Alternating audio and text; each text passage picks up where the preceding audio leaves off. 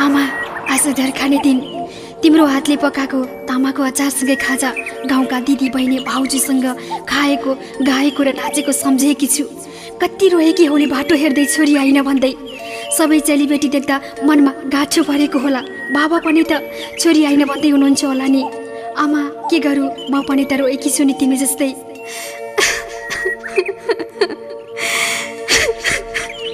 आमा, तिम्रो छोरी आइन।